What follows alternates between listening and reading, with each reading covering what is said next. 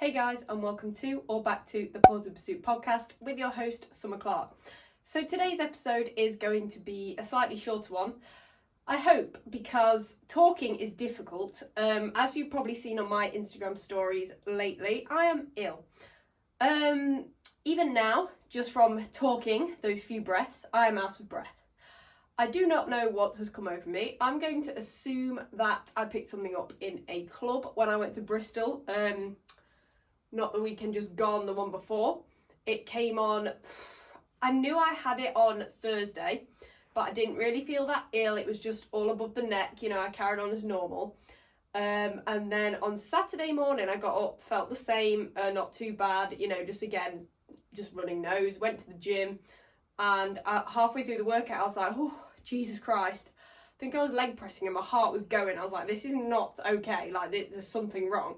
So I went home, and from that day on, it really seems to be affecting my breathing.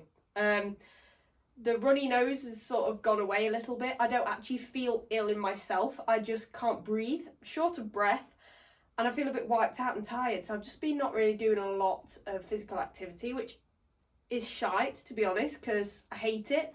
Like, I don't even feel ill to the point where I'm like, oh, yeah, I don't even feel like doing anything. I feel like doing things, but the minute I do them, I just can't breathe. I'm so annoyed. Anyway, I'm hoping it doesn't last long because I'm not thriving. I'm a bit miserable. It's just not a good time. But I got to rest. I got to let my body recover. So it's your sign to do the same. I'm actually taking my car in to get fixed tomorrow morning, which means I had to sell my training space on Wednesday because I doubt I'll have it in time. And you know what? I'm really glad I did, because I wouldn't have been able to run around like this anyway. So that all worked out for the best. Would have been one thing that works out. Anyway, I'll stop moaning now. There is nothing else for the weekly recap because, just because nothing's happened. It's a pretty quiet time of year as far as agility goes, so nothing like that's happened. And I've just been ill, so, I've done some bits like non-agility bits, like going in down, going here, going there, just doing random life stuff, but nothing like significant that I haven't done before, don't normally do.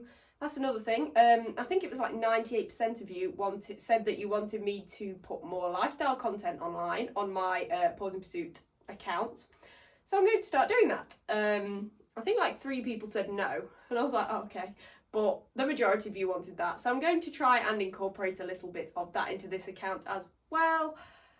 So yeah, I might add like a story highlight and put life or something like that, and just do some more posts of my life outside of agility, because I do preach balance with agility. A lack of balance has really done me over in the past, so I think that is very important. So I feel like it is my, I need to do my due diligence and sort of preach that in what I post about as well, so it's not all just agility, because a lot of the topics I cover is about finding balance and doing other things and letting the balance sort of improve your agility performance, if that makes sense. You know what I mean. Anyway, I'm rambling. So that's pretty much everything from me for the intro, but today's episode is going to be on setting and prioritising your 2024 agility goals. So I don't want to be talking for ages, but I have written down 13 points, which is quite annoying because that's a very annoyingly odd number, but I've got 13 points.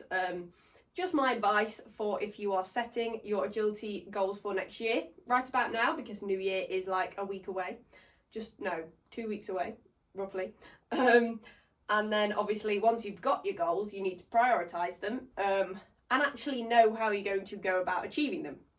It's all well and good just sitting and writing your goals down, but if you don't actually know how you're going to achieve them and which ones you want to work towards first, etc., then it's a little bit pointless, isn't it? Now, I would just like to take a minute to introduce you guys to the podcast sponsor, Huel. So here I have one of the ready-to-drink Huel meals, the berry flavour. Huel Ready to Drink is a meal in a bottle with over 20 grams of protein. It really is the perfect meal for when you are on the go. You don't need to sacrifice convenience or nutrition, you can have both with Ready to Drink. Each serving has 26 vitamins and minerals. This means every bottle of Ready to Drink has 175 health benefits. It is made from natural ingredients such as coconut, sunflower seeds, tapioca, pea protein, flax seeds and hemp seed protein. Every meal is vegan and it has no gluten, no palm oil, no GMO, no lactose and no animal products whatsoever. It comes in 8 delicious flavours including iced coffee caramel and strawberries and cream, as well as the classics like vanilla, chocolate and banana. It is absolutely delicious and just tastes like a milkshake. It is widely sold in supermarkets, petrol stations and corner shops around the UK, and it can be conveniently purchased online. I found out about Huel because I was looking for a product that would give me all the nutrients that I need while travelling to events and staying over at competitions and training events. So when it's time to refuel and have a meal, I can just drink a ready to drink Huel product and get all my nutrients quickly, easily and without cooking. It's perfect when I don't have the time or the facilities to cook. For example, when I'm camping at a competition, I'm going to be drinking at least one a day at KCI and Dogs in Need. If you're super busy, just like me, then you really don't want to miss out. You can easily and conveniently shop ready to drink from Huel at the link uk.huel.com/paws. I hugely appreciate anyone and everyone that uses my link, as it helps keep this podcast running, and every sale through that link helps keep my podcast going. Buying through my link also gets you a free t-shirt which will be auto applied at the checkout. If you subscribe to a Huel order, you can save 10%. You can choose how often your subscription comes, for example every 2 weeks, 4 weeks, 6 weeks, etc. And these are super easy to manage on the website and you can edit whenever you like. uk.huel.com/paws. So let's get straight into it before I pass out and keel over and die. Number 1 is write down your goals and make sure that the mouse cursor's in my way. Write down your goals and make sure that they are realistic and achievable. So easy step, and you can pretty much brainstorm this. Write down a list. You could do this on your phone or on paper if you want to be nice and old-fashioned, which I respect. So just write them down. What would you like to achieve in 2024? And just as you're doing that, make sure that you're not writing down anything that's unachievable or unrealistic. There's one thing, aiming really high and having high standards and expectations and setting your goals really high. There's another, being silly and setting yourself up not to achieve these goals, and then you'll be disappointed at the end of the year if you don't achieve them. So be realistic, think what can I actually achieve, and write those down. And then number 2 is give Jesus Christ. Give each of them a score from 1 to 10, depending on how much achieving each one would mean to you. So 1 wouldn't mean a lot. So if you achieved it, you'd be like, oh, that's cool, but it wouldn't mean that much to you. And 10 would mean the absolute world. You'd be full of pride. You'd be, it'd just mean a lot to you. You'd be super happy and super excited to achieve it. So rank them all in that way. Then use these scores to rank them all from most to least important. So then reorder the goals in terms of those scores. So then you've got a chronological list of basically how important, you've listed them in terms of importance. So you can obviously focus on the more important ones first. If there is a tie, decide which one would mean more to you if you were to achieve it. So for example, if you've ranked 2 goals as a 5, really sit in your head and think, visualize yourself achieving each one. What gives you a better feeling for achieving it? And then that one goes above the other one, if that makes sense. So a lot of this is about being, not overthinking it, just really feeling it, if that makes sense. So then you want to give each of them a realistic, again, I'm going to stress that word a lot in this podcast, time frame. So in how many weeks, months or years would you like to achieve each goal? And again, remember to be very, very realistic. I'm assuming these are all 2024 based goals, so it wouldn't be years. But days, weeks, months, it's usually not going to be days, but you never know if it's a small training goal. But yeah, roughly in your head, when would you like to achieve these goals by? And again, be very realistic. Know the process, think about the process that goes into actually achieving them and write those down.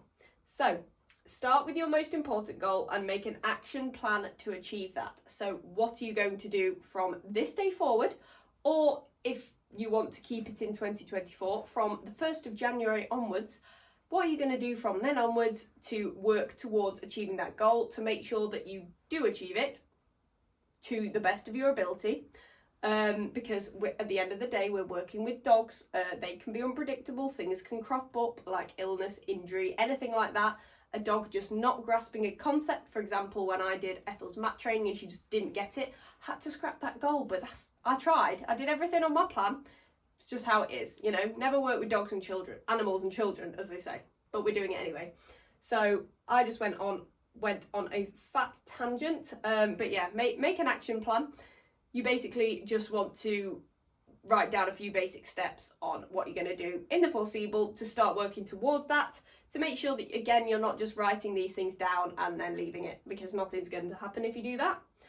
So then you want to write down what you are currently doing or plan to do in the near future to work towards it, and if there isn't anything, make that plan. So you might already be working towards it. So if you're already working towards it, make sure you write that down in detail. And then you'll probably find by doing that you realise you're actually a lot closer to achieving it than you first thought, which is always nice, and you might be able to cross off or leave out a few first steps into one of those goals because you're already doing it. If you're not doing anything, then start from absolutely nil, start from the bottom. Don't be afraid to start from the bottom, start from the very basics, return to basics, never skip the basics or the foundations, and write it down. So write down what you're going to do. So write down what you're going to do to work towards a goal, where you're going to do it, who you are going to do it with, and what resources you will use to do it. So this information makes it seem more achievable in your mind and helps prevent procrastination. So often we procrastinate things that we're not quite sure how to start, or believe that it's way too much effort and time consuming to start. But actually writing all these things down like that means that, you probably look at it and you think, oh, actually, I can do all of that quite easily. So, for example, where you're going to do it, oh, I'm touching my trees, where you are going to do it, the garden, your trainer's venue, or your mum's field, for example. Who you're going to do it with, so maybe you can't drive and you need your mum to drive you to the field to train. Or maybe it's a goal that you need one-to-ones with your trainer with, so you're going to do it with your trainer. Or maybe it's just going to be you and your dog. Anything is fine, just be really specific. And what resources you will use to do it. So be very sort of strip it down to basics with this. So again, if you need to drive, you're going to need your car full of petrol to get to this destination regularly, that's obvious. If you are training a certain piece of equipment, for example, if your goal is to get a certain piece of equipment trained, like the dog walk, you're going to need maybe a mat and a down plank to start with, and then you're going to need a full dog walk, blah, blah, blah. You're going to need your dog's favourite reward, so whether that's treats or a toy, stuff like that. You get my drift. And this makes it really easy to picture, so you can literally visualise the step-by-step process of working towards this goal. So you want to complete this process for as many goals as you'd like. So whether you work on one or multiple goals at one time is totally up to you, and there is not really a right or wrong answer. So if you have 10 goals and you want to work on all of them at once, so start working on all of them at once, that's fine, but that would be too much for me. So I am more likely to work on 1 to 3 goals at once. Again, it depends what stage you're at with your dog. Obviously, if you've got a puppy or a young dog, foundations include teaching lots of different skills at one time, pretty much. So that is where that might come in. But if you only have one piece of equipment or skill left to teach that your dog isn't very good at, for example, with me at the moment, it's nail arrow seesaw. That's my one focus, really. Oh, and weaves. So, okay, I have 2 goals I'm working towards then, equipment-wise, if that makes sense. And be realistic again about the time that you can commit to each of these goals. And I'm a bit like that with dogs as well. Like, I don't want another dog until I've got the most out of Arrow, so I can focus all my attention on one dog at once. I'm a bit like that with goals in a sense. Saying that, like events, I'm going for all the events at once throughout the year because there's qualifiers for them all throughout the year. But to me, that's kind of one big goal. It's get to the qualifiers to qualify for Crufts, Olympia, not Olympia, you know what I mean, things like that.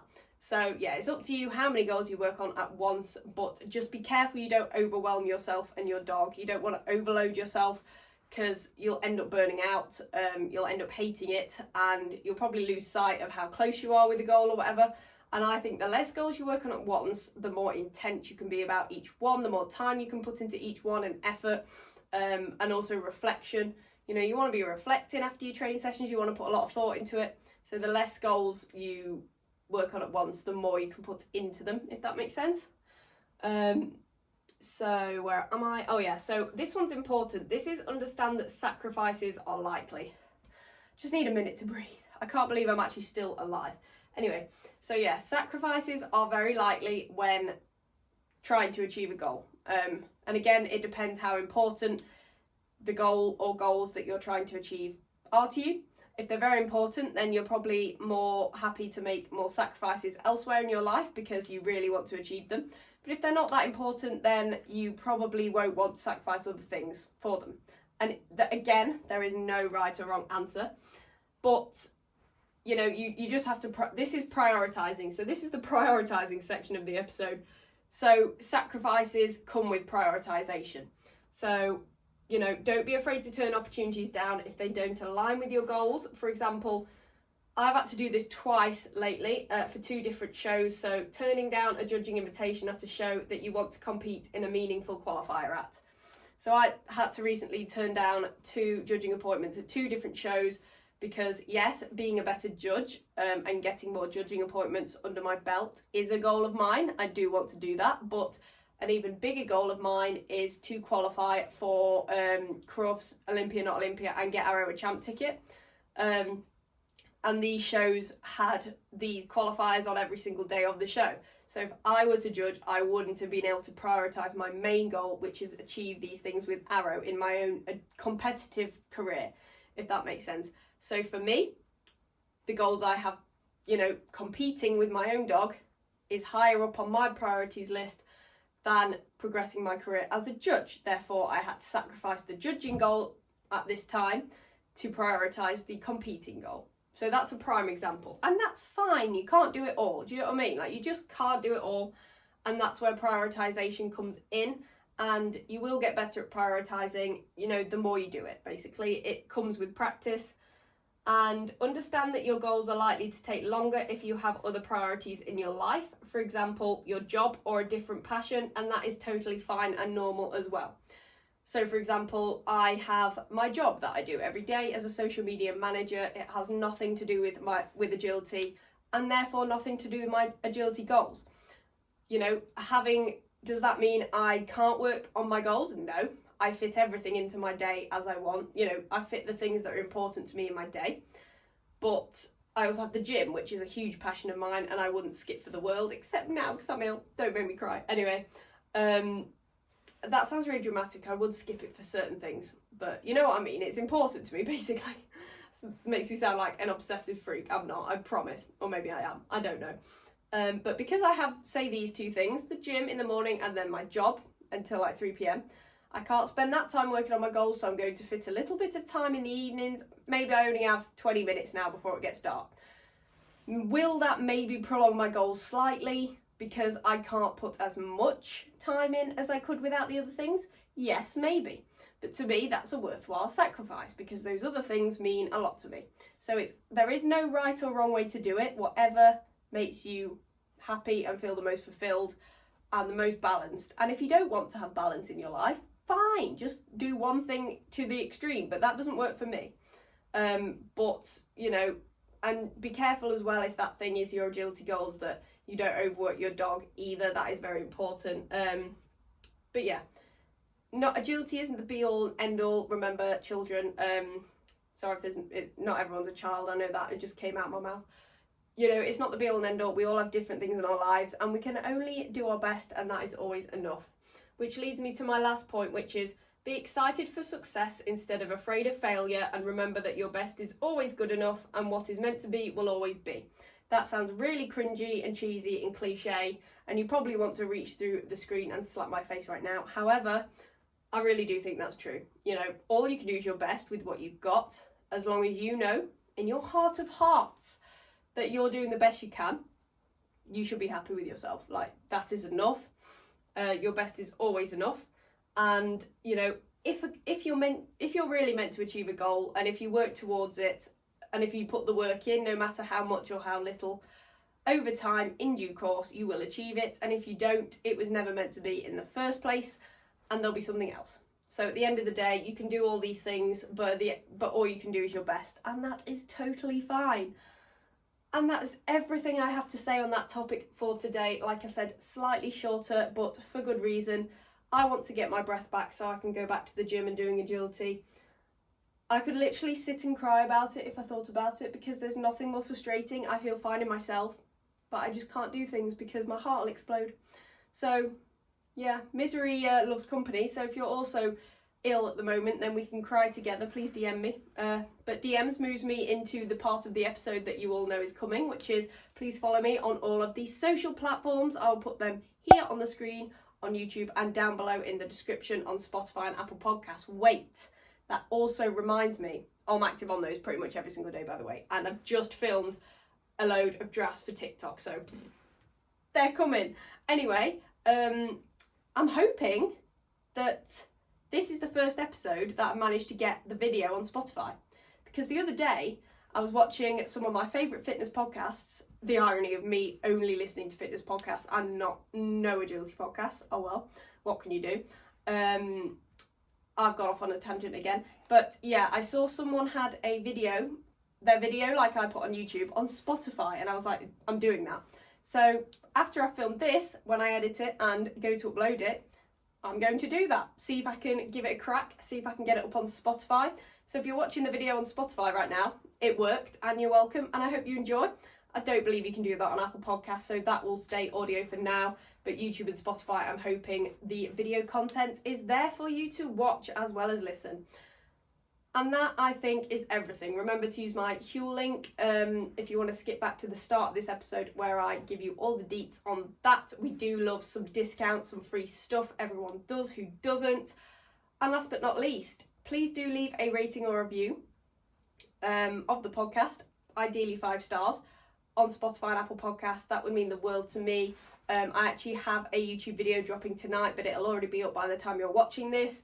But I would love more YouTube video topic suggestions. What would you like me to do YouTube videos on? And also, as usual, podcast episode suggestions as well, both solo and guest. So that is everything from me today. I'm going to go and save my breath now, and please do keep all your fingers and toes crossed that I recover soon so I can stop moping around like a miserable get. But anyway, love you guys. Bye.